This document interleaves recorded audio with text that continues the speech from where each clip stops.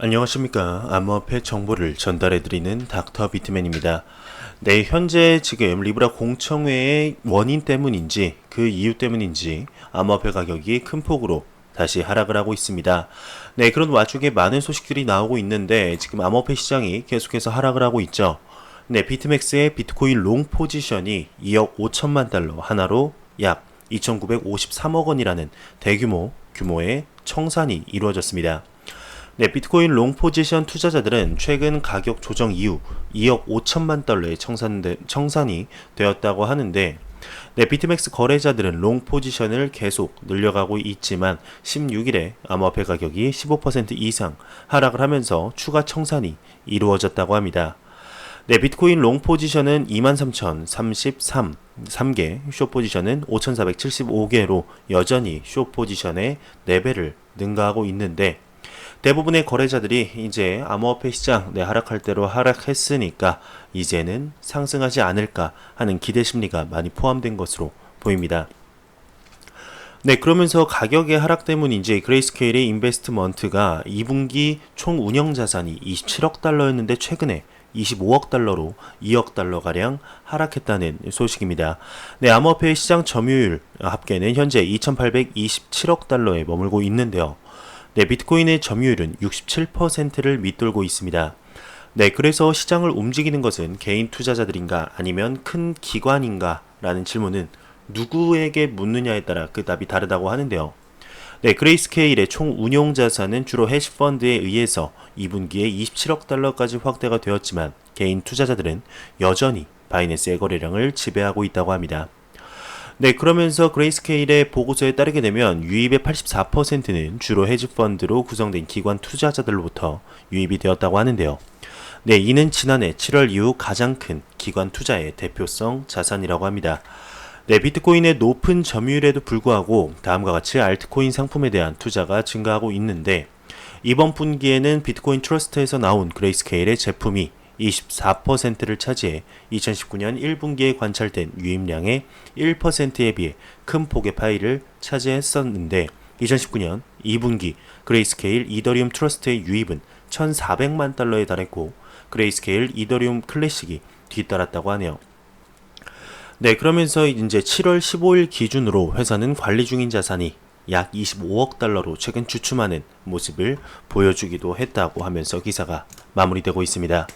네, 지금 암호화폐 가격이 계속해서 하락을 하면서 모든 것이 하락을 하고 있는 모습을 볼 수가 있습니다. 네, 그러면서 모건 스탠리가 대부분의 비트코인은 테더로 구매가 된다라고 발언을 했는데요.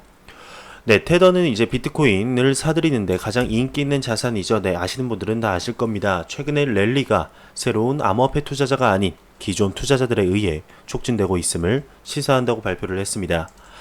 네, 16일 발표된 보고서에는 미국의 투자은행 모건 스탠리가 테더에 의해 비트코인 거래 건수가 크게 증가했다고 지적을 하고 있는데, 이러한 증가는 중국의 위안화 그리고 미국 달러화와 같은 인기 있는 피아트 통화에 대한 비트코인 거래의 수가 비례적으로 감소하는 것과 동시에 일어났다고 하네요. 네, 아래 그래프에 나타난 바와 같이 USDT는 2017년 ICO 붐이 시작될 무렵 거래량이 증가하기 시작했는데 그해 초 중국 위안화의 거래에 급격한 하락에 이어 당시 미국 달러가 가장 인기 있는 거래 자산이었다고 하네요. 네, 스테이블 코인은 이제 다른 암호화폐 시장의 변동성에 투자자들을 노출시키지 않고 피아트 방식으로 가치 있는 저장소를 이렇게 제공을 하죠. 네, 테더와 비트파이넥스 거래소를 둘러싼 법적 문제가 더욱 어두워지자 지난 1년 동안 서로 다른 담보자산을 제공하는 새로운 발행 업체들이 이렇게 증가를 했다면서, 하지만 테더의 이 점유율은 넘을 수 없다, 이렇게 기사가 마무리되고 있습니다. 네, 여기서 이제 언급한 트루 USD 같은 경우는 테더와 같이 이제 달러와 1대1 교환 기능을 가진 코인이죠. 네, 테더 발행량은 여기서 언급된 바와 같이 지금 2017년 1월에 약 1,000만 달러 수준이었습니다. 하지만 2018년 9월에 들어서 약 28억 달러의 수준으로 급증을 했죠.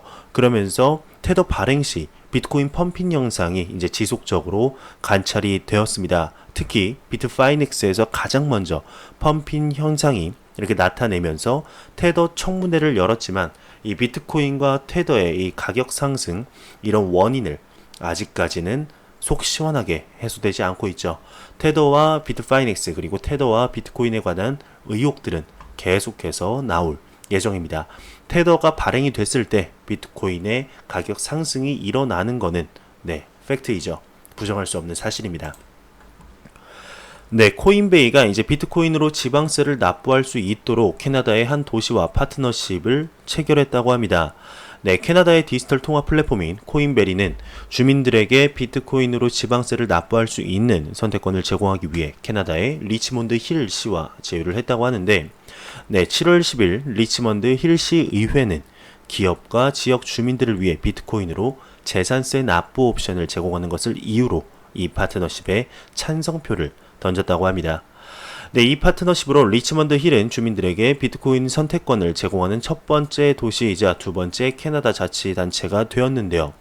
리치먼드 힐의 부시장인 조디 파울라는 시의회보다 먼저 이 동의안을 제출했으며 암호화폐는 시간이 지날수록 특히 수천 년 동안 더 인기를 끌 것이라고 굉장히 낙관적인 이런 친암호화폐적인 발언을 했네요. 우리 위원회는 코인베리가 이니스필 타운과 함께 디지털 통화 결제 서비스를 성공적으로 시행한 것을 이미 알고 있었고 리치먼드 힐시에서도 같은 일을 할 수 있을 것을 알기에 우리는 쉽게 결정을 내렸다고 합니다. 이번 파트너십은 6개월도 안 되는 코인베리의 두 번째 도시 협력 관계를 기념하는 것이라고 하는데 이전 토론토 외곽의 마을인 이니스필은 이제 세금 납부를 위해 비트코인을 받아들인 최초의 캐나다 마을이 되었다고 하네요. 이렇게 이제 비트코인으로 지방세를 납부할 수 있는 이런 파트너십이 두 번째로 체결이 되었습니다. 계속해서 이런 전 세계적으로 보게 되면은 지방세라든지 세금을 비트코인으로 납부할 수 있는 그리고 오하이오주 등 이렇게 계속해서 있죠. 좋습니다. 이렇게 계속해서 암호화폐 유즈 케이스가 증가하는 이런 소식들이 계속해서 나왔으면 좋겠네요. 그러면 코인 마켓캡에서 가격 한번 보고 가도록 하겠습니다. 지금 메이저 탑 10 코인들을 전반적으로 살펴보게 되면 특히 일단 비트코인이 10% 이상 하락을 하면서 1100만 원대를 다시 복귀하는 모습을 보여주고 있습니다. 이더리움 같은 경우는 8%의 하락률을 보여주면서 23만 8천 원대, 리플 XRP는 3% 하락을 하면서 355원대를 유지를 하고 있네요. 메이저 탑 10 코인 중엔 그래도 리플 XRP의 하락률이 가장 작은 것을 볼 수가 있는데 이러한 가격 하락이 정말 암호화폐의 대상승장으로 가는 발판이 되기를 진심으로 바라봅니다. 비트코인 도미넌스 한번 볼까요? 비트코인 도미넌스는 지금 66%로 계속해서 암호화폐 시장을 비트코인이 좌지우지하고 있는 모습을 보여주고 있네요. 비트코인 도미넌스도 하루 빨리 하락을 하기를 바라봅니다. 그러면서 일본의 의원은 현재 암호화폐 시장에도 불구하고 암호화폐 미래는 밝다, 매우 밝다라고 강조를 했습니다. 이와 관련 그는 일본 경제 체질이 지속된 양적 완화로 인해 취약해졌고 이에 엔화의 대체 자산으로서 암호화폐가 주목받고 있다고 설명을 했는데 후지마키 의원은 이어 비트코인 같은 가치 저장을 위한 디지털 골드 그리고 리브라 같은 국내외 결제 통화, XRP 같은 은행 간 결제 통화 등 기능에 따라서 암호화폐가 세 종으로 분류될 것으로 내다봤는데요. 더불어 전 세계 17억 명이 은행 계좌를 가지고 있지 않아서 이들에게 법정화폐로 송금할 수 없다고 지적하며 리브라 같은 스테이블 코인의 결제 기능에 주목을 했습니다. 후지마키 의원은 일본의 현 과세 제도가 암호화폐 성장을 저해하고 있다고도 지적을 했는데 암호화폐 소액 결제에도 일일이 과세에 암호화폐가 결제 수단으로 쓰이지 않고 있다는 설명이라고 하네요. 트럼프에 관한 소식이 나왔는데 트럼프 가장 큰 XRP 팬인가 이런 기사가 나왔습니다. 이것은 제가 살펴보니까 이제 객관적인 사실이 아닌 XRP 커뮤니티 의견을 인용한 뇌피셜 기사입니다. 듣고 싶지 않으신 분들은 넘어가셔도 무방한 기사입니다. 그러면 시작하겠습니다. 지난 목요일 이제 미 대통령 트럼프의 트위터를 통해서 암호화폐에 대한 트럼프의 의견이 밝혀졌었죠. 그러면서 안 좋은 트위터임에도 불구하고 거의 즉각적으로 암호화폐에 대한 관심이 높아졌다 이러면서 가격 상승으로 이어졌습니다. 트럼프는 트위터를 통해서 나는 비트코인의 팬도 아니고 암호화폐의 팬도 아니다.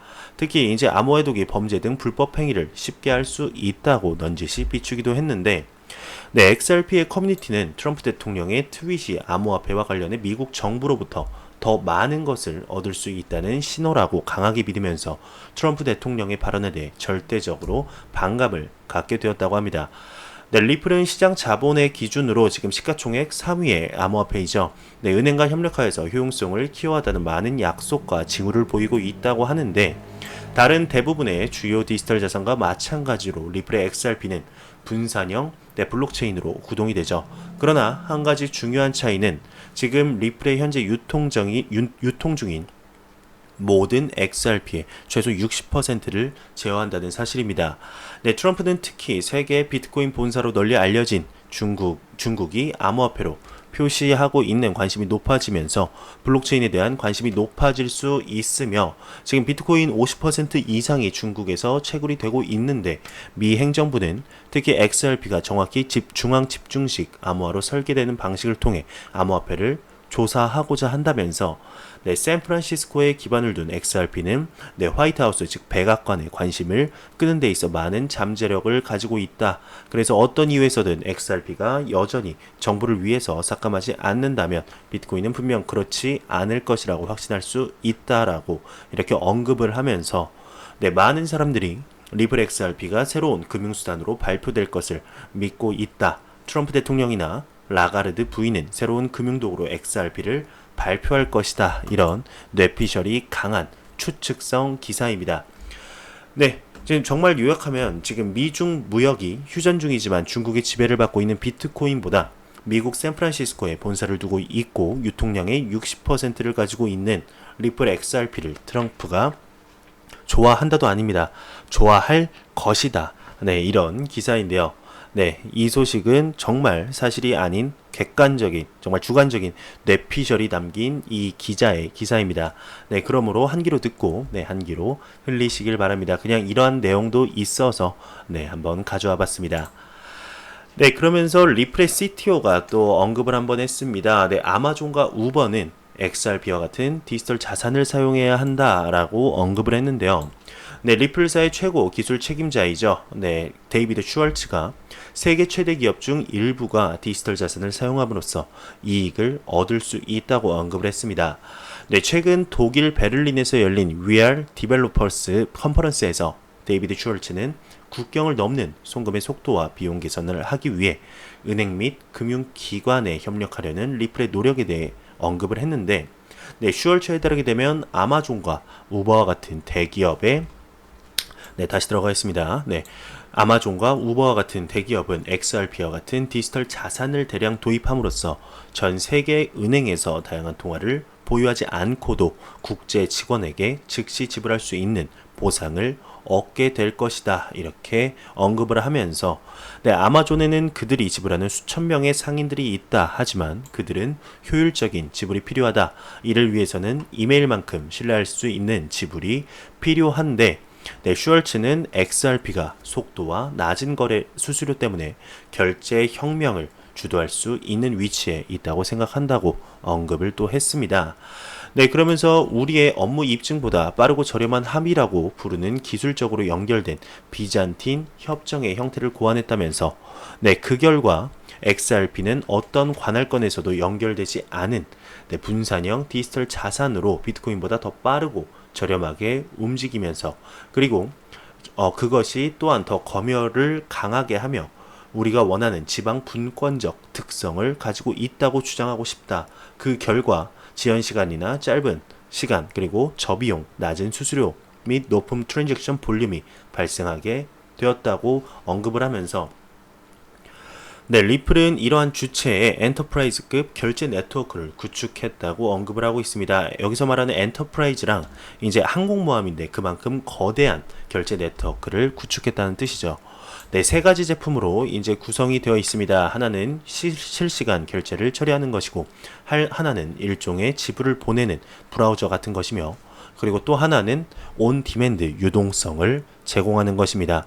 네, 온디맨드 유동성이란 이제 요구만 있으면 언제든지 즉각적으로 제공할 수 있는 시스템이나 전략을 말하는데, 그만큼 언제든지 리플 XRP를 사용할 수 있다라는 자신감을 이런 내비치운 것이죠. 네, 금융기관에서는 이제 엑스커런트를 사용하여 지불하고 엑스위아는 지불을 시작하고 엑스래피드는 국경을 초월한 유동성을 제공한다며 그리고 이것은 진짜 네트워크이고 이것은 지점 간 네트워크라고 강조를 하고 있습니다. 네, 스위프트나 페이팔 같은 중앙 서버가 아니다. 중앙은행에서 제어되지 않는 프로토콜을 통해 금융기관이 상호 작용하는 분산형 네트워크이다. 이렇게 언급을 하면서 네, 우리를 지금 맡고 있는 가장 큰 장애물은 법률, 환경이라고 또 한번 언급을 했습니다. 네, 기업들은 수학적 알고리즘으로 입증된 신뢰할 수 없는 시스템을 사용할 준비가 되어 있지 않다면서 자격 증명을 도난당할 수 있는 고객이 있다며 법정에 가고 싶어 할 수도 있다. 이렇게 언급을 했는데요.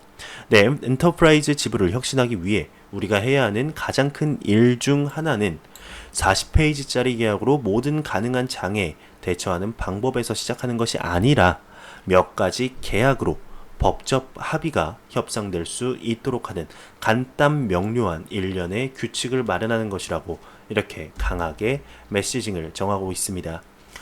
네, 그러면서 오늘날 우리의 고객은 디지털 자산을 사용해서 합리적인 곳에 즉시 지불하고 합리적인 곳에 더 전통적인 방법을 사용하지만 엔드-투-엔드 메시징, 멀티옵 그리고 멀티 스탠더드가 제공할 수 있는 다양한 이점을 누릴 수 있다.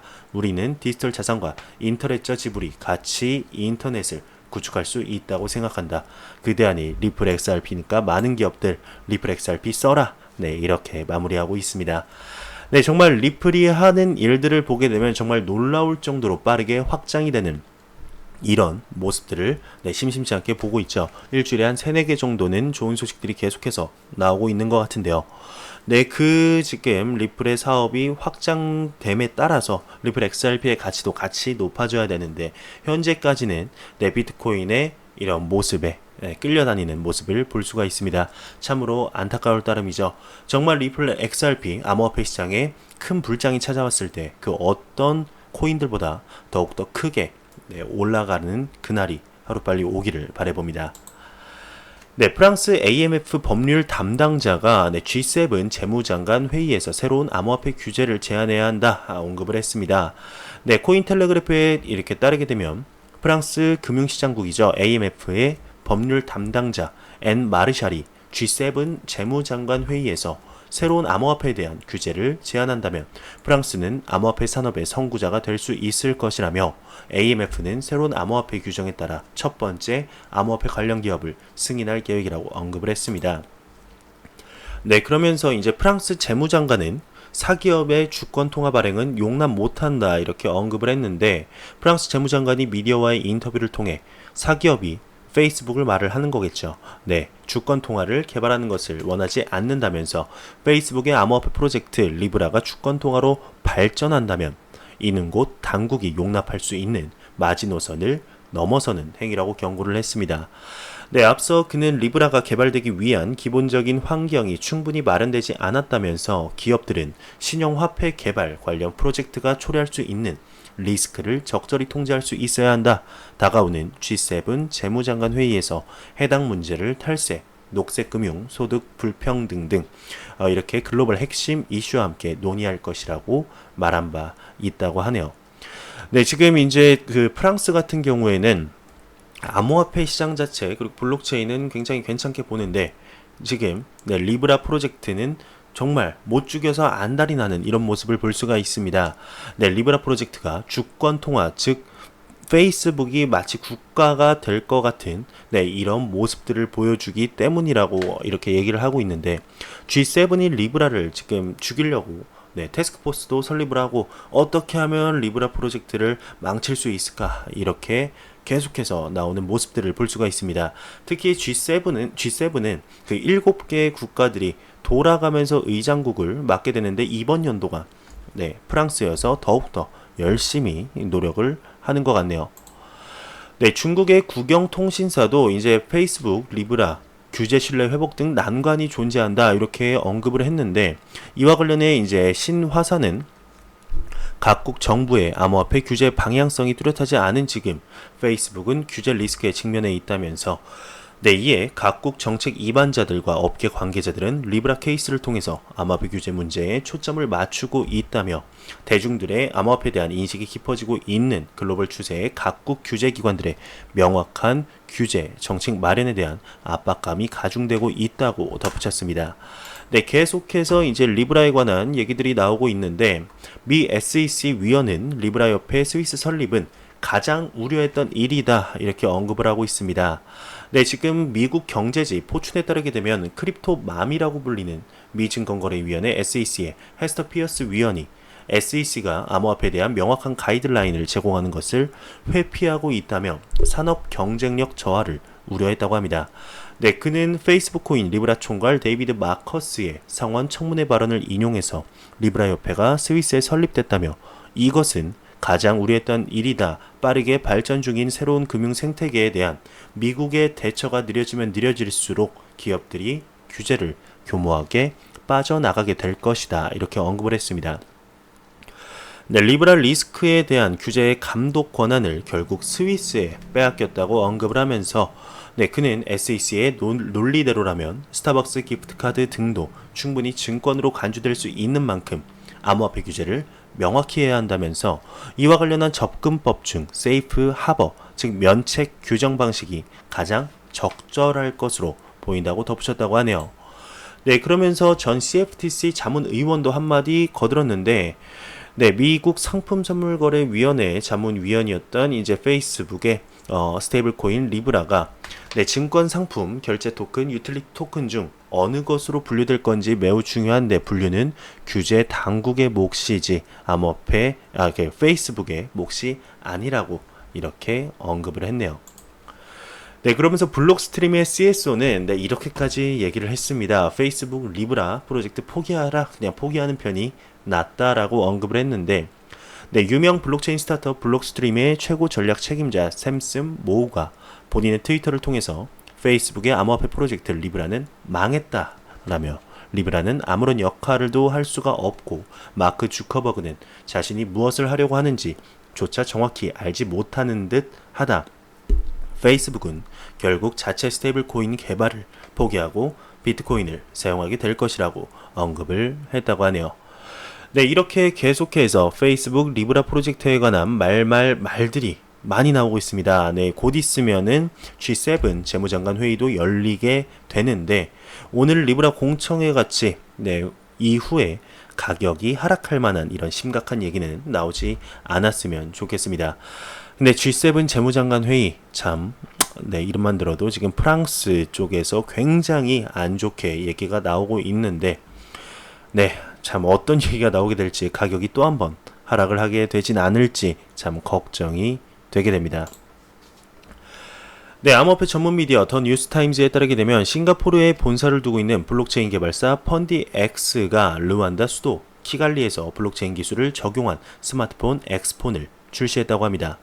네, 아프리카에서 블록체인 적용 스마트폰이 출시된 것은 이번이 처음이라고 하는데 해당 기기는 iOS나 안드로이드가 블록체인 전용 메인넷 펑션 XOS에서 이렇게 구동된다는 설명이라고 하네요.